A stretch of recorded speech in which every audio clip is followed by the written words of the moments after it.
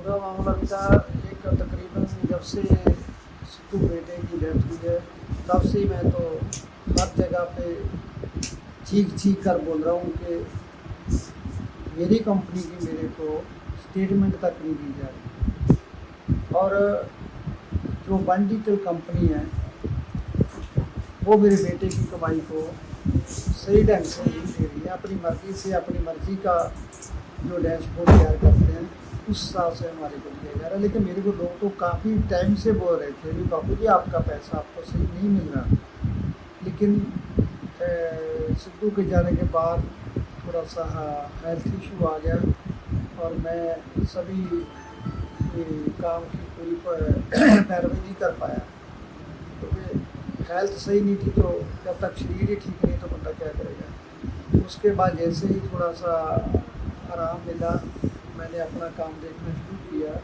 और इनसे मैंने स्टेटमेंट और हिसाब मांगना शुरू किया तो इन्होंने तालमेल कर दिया। फिर मैंने पुलिस को कंप्लेंट की।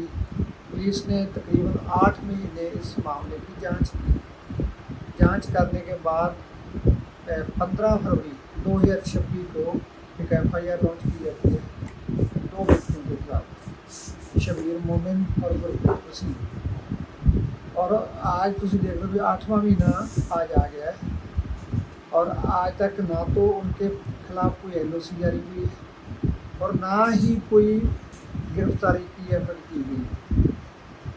पहले धरना देकर SSP साहब ने बार में बैठकर बीवी बच्चों के साथ FIR दर्ज करवाई थी। उसके बाद अब ये 8 महीने वेट करने के बाद मैंने कल पोस्ट डाली थी कि अगर पुलिस समझती है कि FIR फालतू है जहाँ इसका कोई मकसद नहीं है तो उनको कैंसिलेशन पा दो।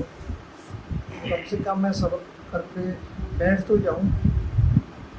मैं एक पेशेंट बंदा दिन रात पौड़ियाँ चढ़ता रहता हूँ, उसका ट्रेन की इतनी तो राहत मिले कम से कम अपने घर तो बैठ जाऊँ। अगर FIR दर्ज की है तो क्या वो व्यक्ति इतने पावरफुल हैं कि उनको एक दफ़ा भी कोई इन दोषियों का बंदा SP इन्वेस्टिगेशन के पास नहीं आया और उसके बाद भी कोई नहीं आया तो मैं क्या समझूँ। मैं एक सीनियर सिटीजन हूँ और 60 साल से ज़्यादा मेरी उम्र है और मैं सरकार को 25 से 30% अपनी कमाई का हिस्सा देता हूँ।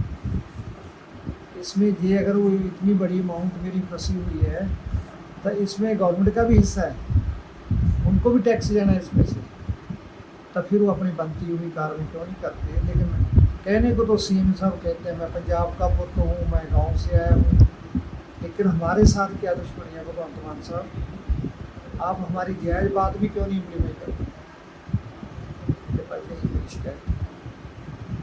अंकल RC को होलोग्राम शुरू हो रहा है, क्या क्या प्रोजेक्ट बनाए हुए हैं, कहाँ कहाँ पे कैसे कैसे होगा? अभी तक जो अनाउंस हुआ बेटा वो टोरंटो का पहला शुरू हुआ है 8 अक्टूबर को। उसके बाद जैसी वेन्यू आ गया था जाएगा मैं आपको बता रहा हूँ। और भी कहीं बुकिंग हुई हुई है वैसे उसकी? नहीं, उसका मेरे को अभी तक कन्फर्म नहीं है। मैं कहीं कोई अनाउंसमेंट कर देना। टोरंटो का मेरे को आया अभी तक तो दूसरे तो बुकिंग होता है टिकट कैसे कैसे आपने देखा होगा, कैसे वीडियो मतलब उसकी होगी, कैसे बनाया, कैसे क्या है, क्या क्या होगा? आपने देखा होगा गूगल पे जैसे टपाक का बना था पहले, वही तकनीक है, उसी हिसाब से किया गया। अगर इमोशन की बात करें तो कैसा फील कैसा हो रहा है आने वाले समय में जब वो सामने चलेगा, ऐसे लगेगा ना सामने है वो? देखो फील था बेटा अकेला शो के दौरान नहीं, वैसे पूरी ज़िंदगी में भी हो रहा है। उसके जाने के बाद जो हालात इतने क्रिटिकल हुए हैं, हर जगह से उसे खामोशी का सामना करना पड़ रहा है सरकार की तरफ से, जस्टिस की तरफ से। उसको देखेंगे शायद मन उदास ही होएगा एक दफ़ा तो इतनी बड़ी विरासत है जी हमने आसानी से खो दी है। और बस एक आखिरी एफर्ट है कि हम उसको जितना भी ज़्यादा देर तक लोगों के बीच में रख सकें उसके लिए मैं कोशिश करूँगा। और अंकल कौन से गीत डाले हुए हैं उसमें, कौन कौन से गीत चलेंगे सिद्धू के? काफ़ी उसमें मतलब पूरा गीत नहीं है उसमें चलता होता, मतलब थोड़ा थोड़ा एक एक दो दो टप्पे लाइन हर सॉन्ग के।